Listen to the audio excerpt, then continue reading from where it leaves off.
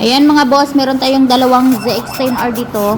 Ito ay yung sa unang ZX-10R na gagawin natin. So ayan, ang gagawin dito ay PMS din mga boss. Ibig sabihin ng PMS ay FI cleaning, throttle body cleaning, change spark plug, change air filter. So ayan, kasi may iba dyan nagtatanong, Madam, magkano po magpa-PMS? Ganon. So ang sagot namin, ano po ba ang kailangan nyo boss? Kasi baka mamaya maintenance lang po yung kailangan ninyo, change oil lang. Kung change oil lang mga boss, ano lang siya, maintenance lang po yan. Pero kung PMS, ito yung PMS, linisan yung throttle body cleaning, ayan, FI cleaning, i-change yung spark plug niya, at saka i-change yung air filter kung papalitan. Ayan, depende naman kung ano na, hindi na kaya ng air filter at saka spark plug nyo.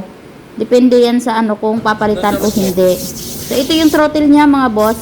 Ginaganyan namin pag naglilinis kami. Depende rin sa motor na paglilinisan namin na throttle. Kasi minsan may mga ibang motor na masilan. So hindi siya pwedeng gaganyanin. Ayan. Pero itong ZX-10R naman mga boss ay pwede naman siya.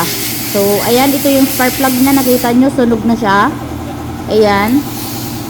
So, papalitan natin yan mga boss kasi ang spark plug pala nito ay special. So, ayan, ito yung spark plug. Sobrang ano na siya, sunog. So, papalitan natin. Ayan. So, ganyan pala po kami maglilinis.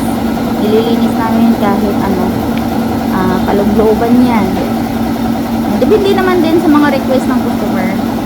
Ayan. Kasi yung ano kasi, minsan yung iba kasi ayaw din magpa-ganyan-ganyan.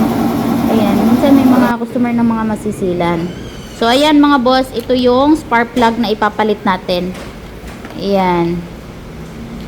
Yan yung spark plug, bago po yan ha, bago. Yung iba dyan, nagsasabi na sikanhan lang daw yung kinakabit naming spark plug. Kasi bakit kailangan sikanhan? May mga brand new naman. So marami tayong available na mga spark plug. Tag ilang box yung dumadating dito. So, sa mga iba, nangangailangan ng spark plug, kahit anong motor. Ayan. Punta lang kayo sa shop. And then, ni-repair natin yung kanyang oil seal. So, ayan. Ito yung isang motor na ZX-10R. So, kung napansin nyo, dalawa sila. Ang una ay unang model. Ito naman ay bagong model. So, ayan, nagkasunod sila. So, puro sila mga PMS, mga boss.